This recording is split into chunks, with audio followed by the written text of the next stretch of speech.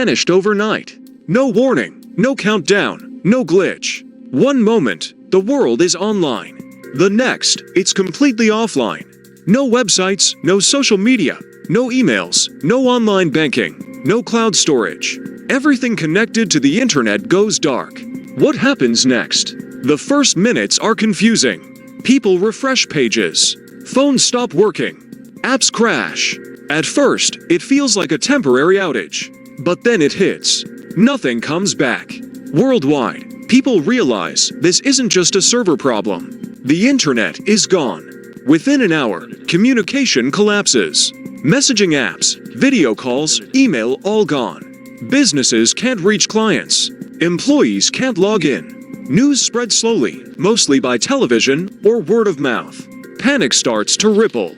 Now imagine the next few hours. Most of the financial system relies on the internet.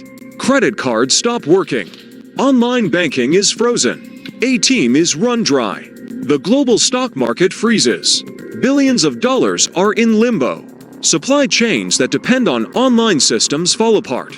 Factories pause. Deliveries stop.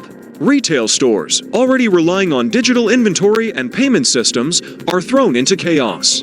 Within a day, air traffic begins to break down. Most airlines rely on GPS, cloud systems, and online databases to schedule flights and track aircraft. Without those systems, delays turn into cancellations. Trains stall. Ports back up.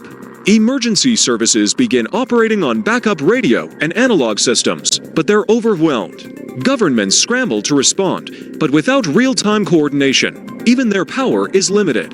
Now picture your daily life. No maps, no YouTube, no Google, no music streaming, no video calls. School moves entirely offline. Every email, document, and file you stored in the cloud, gone unless you had a local copy. Social media disappears instantly. Influencers vanish. Online communities dissolve. Billions of people are digitally silenced. For the first time in decades, the world becomes quiet. Some people might find peace in this new silence. Without the constant flood of notifications, ads, and content, the noise of the internet fades. Face-to-face communication becomes necessary again. Local businesses, newspapers, and communities begin to rebuild real connections. People rediscover the value of letters, landline phones, printed maps, and books.